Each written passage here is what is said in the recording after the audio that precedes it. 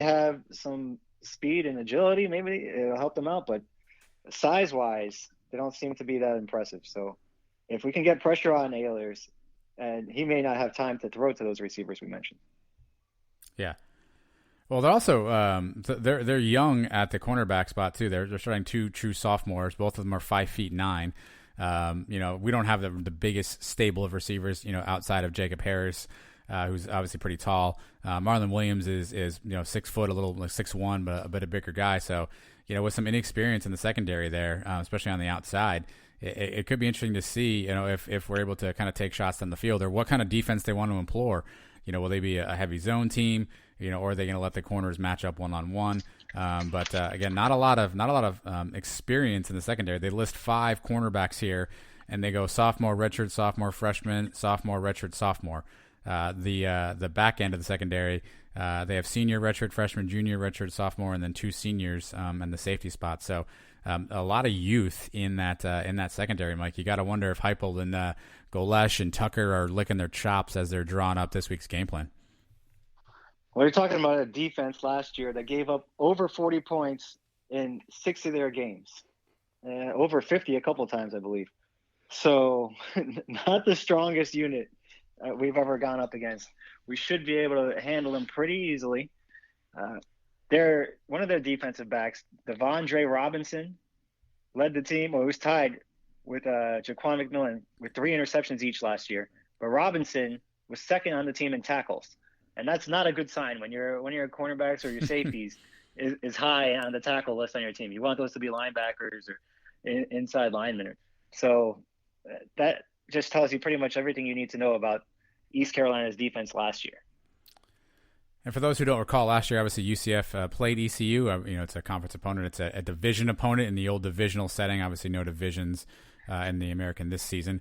UCF played at home, and they beat East Carolina 41-28. Mike, I don't remember that game being as close as the score indicates. I believe that one was it's kind of a blowout. And if you look at the sort of the stat lines, ECU scored a touchdown with about a minute to go in the game to pull it to 28-41. But UCF was winning basically, they doubled them up really until that sort of garbage time touchdown from Ehlers to Snead. So, it was certainly a game where UCF was able to capitalize on a bunch. They had 611 total yards, only had 1 turnover. They had 11 penalties in that game, Mike. So we'll see how that fares. Dillon threw 2 touchdown passes on that side. Our leading rusher that day was Otis Anderson. Gabe Davis caught 9 passes. So we'll see, obviously, if the offensive production can maintain. But, at least last year, it didn't seem like they had a tough task of scoring and putting up points on the defense. Yeah, I think that game looks a lot closer on paper afterwards than it actually was. I believe we were up pretty big at the half. Yeah, 35-6 at halftime. All right.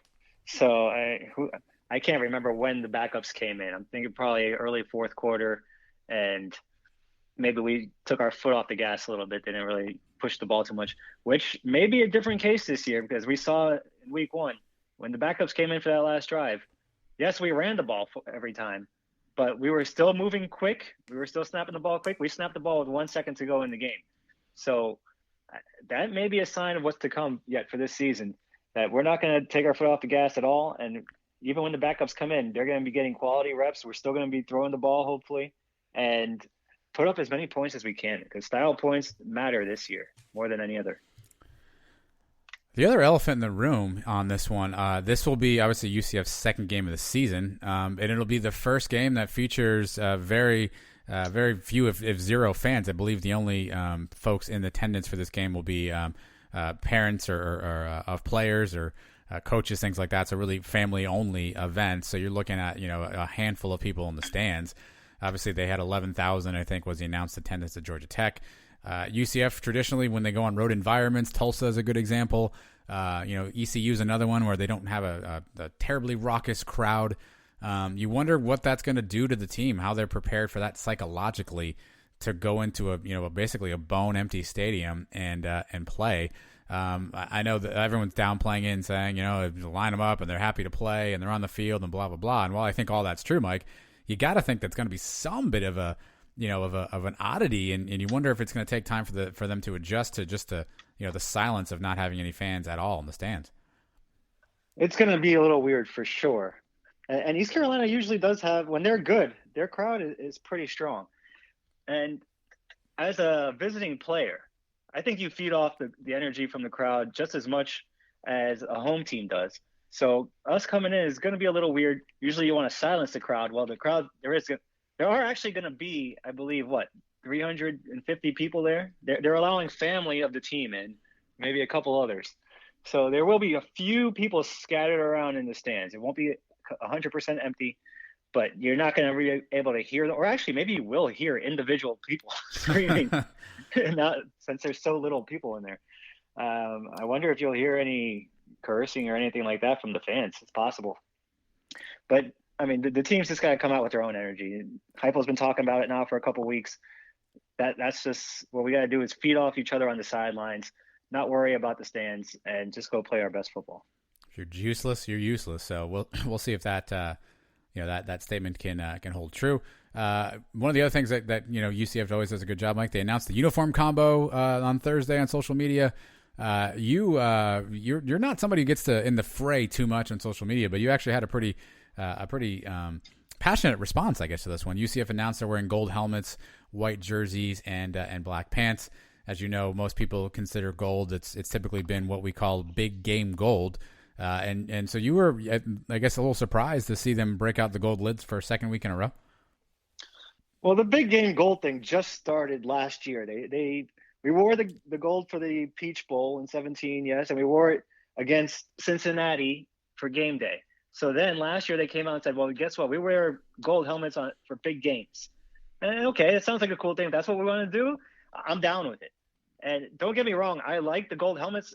You know me with the colors. I like the black and gold as much as possible. Going back to our days with Dante and the Citrus Bowl, it was black shirts, gold helmets, gold pants. That's cool with me. But if you're going to call it big game gold, I don't think you can bust it out against East Carolina.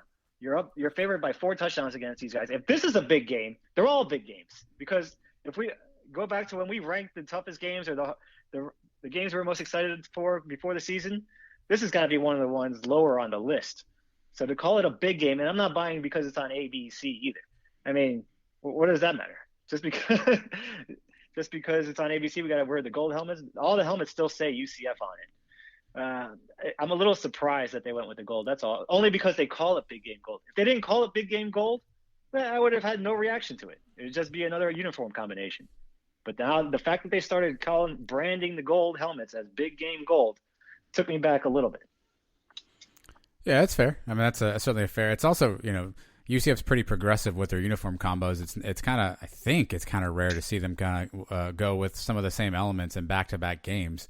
I feel like they typically try to switch that up, either go white or, with a black helmet, whatever. So I think that there was an article, I think UCF's posting now, they're doing kind of a uniform review, and, there was a breakdown of when they wore it last and kind of what they did. So it was interesting to see, them go gold 2 weeks in a row. But look, here's the thing. Great things to have to worry about, right? These are good problems to have when as a fan base, we're all barking at each other on Twitter about what they should wear, what they shouldn't wear, what's a big game, what's not a big game. So these are good problems to have. And obviously you're going to want to tune in again Saturday, high noon. You're going to want to click on your ABC affiliate, and you will enjoy the game, hopefully, and it'll be a good one, and you'll get back on with your Saturday and still have some Saturday night time to enjoy it. So that's the best we can break down ECU. Again, we don't have a ton of tape on them. We don't have any tape on them. So who knows what they're going to come out with this year. So last week, Mike, we debated whether or not it was an advantage that Georgia Tech played a game before UCF.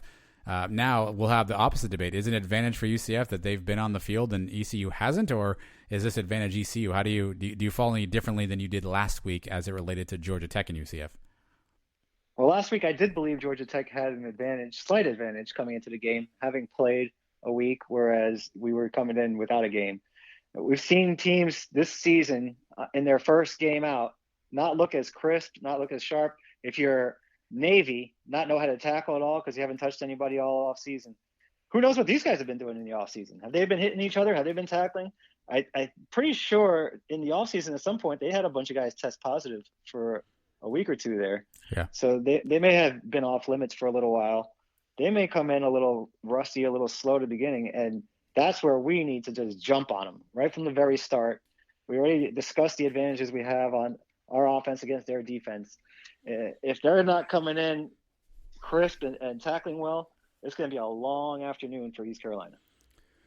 It certainly will. And let's not forget the elephant in the room. Let's hope that this game continues to go on. Obviously, we've seen a slew of cancellations. So, up until the ball gets in the air, I guess all these things are always in flux. So hopefully we will continue on this path. It looks like things are trending in that direction, obviously, for the game to take place on Saturday. But again, it's kind of the new norm every week now. It's kind of waiting around, making sure that actually happens. So sit tight. I guess we'll all learn together as things break. Obviously, if Mike and I hear or know anything, we'll certainly make sure that we get you that information. But that is a ECU UCF sort of preview breakdown, kind of again part of the new Partly Sonny series here that we're doing on the Sons of UCF. We're going to take a quick break and we're going to come back with a special guest. Hopefully it's a voice that you will recognize instantly, and you're going to hopefully hear some really good insight on what to expect this weekend. You don't want to move. Don't go anywhere. Sons of UCF, Partly Sonny. Right back at you. The Suns have a new interview. Listen up. All right, when it comes to sports, there are probably very few voices that you will recognize without me having to tell you the name. And I firmly believe that the guest on the line tonight is one of those voices. But I will do my best to intro him anyway because he's got a great bio. He spent 8 years in the NFL. He is a Radio Hall of Famer. He is one of the stars of the Sorry in Advance podcast, which, by the way, if you don't listen to that, it's actually a really funny, really cool show. I would encourage you to check out, available where all your podcasts are available. And this Saturday, you will hear him calling the game. He will be calling the UCF ECU game, high noon on ABC. It's our distinct pleasure to welcome in Mike Golic to the program. Mike, first off, thank you so much for taking the time to join us on the show. Oh, my pleasure. My pleasure. Looking forward to calling this game. Well, we'll get to UCF in a little bit here, but let's start kind of big picture. Obviously, the phrases unprecedented and just uncertainty have been thrown around so much with this season of college football. But we're here. We've played a few weeks now. I know you've called a couple of games as well. So based on what you thought might happen and kind of where we are now, what are your big picture thoughts on how the season has gone so far? Again, I know games have been canceled and there's a lot of concerns, but what have your impressions and thoughts been so far on the first couple of weeks of the season?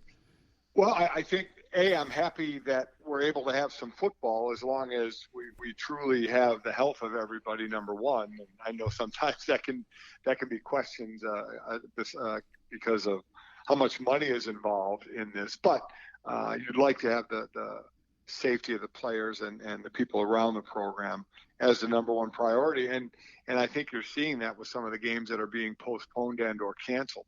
Listen, this is a cross your fingers year. It's the whole year, forgetting just sports. But now that we got into sports, we saw the NBA and the WNBA and MLS and hockey all work relatively well in the bubble. We saw Major League Baseball have kind of a tough beginning with the Marlins and with the Cardinals, kind of an outbreak. They had to miss some games, but that's kind of smoothed out a bit. And we see the NFL a couple of weeks in doing really well, being baseball and the NFL not in a bubble. And then there's college. There's the are you going to play? And then we had the split of the Power Five of 2 opting out and 3 opting in. And now, the Big Ten coming back and maybe the Pac-12. And were players going to show up in June like their normal schedule? And those that did, it was still a different schedule because of all the testing that you had to do. So I think we're finding out with college football, it's kind of a cross your fingers week to week because you can take care of all your responsibilities. Well, listen, before I was going to call this game, UCF and ECU, I was supposed to call the Notre Dame and Wake Forest game. But because in no fault here of Wake Forest, it was Notre Dame that had the positive tests. And between the positive tests and the contact tracing, enough guys were going to miss where they had to postpone it. Wake Forest, you could be a team that's doing everything right, but then your opponent has some positive tests. And we've seen it a number of times already that they test positive. All of a sudden, you don't have a game. ECU has gone through that. So this is their first game of the season. So it's one of those where nobody likes it. Everybody's kind of dealing with the same set of, kind of confusing rules. And you just every week you kind of hope you have a game. Well, actually, so breaking news, literally before you called, the Pac-12 announced they actually will be playing. So they're going to do a 7-game schedule starting in November. So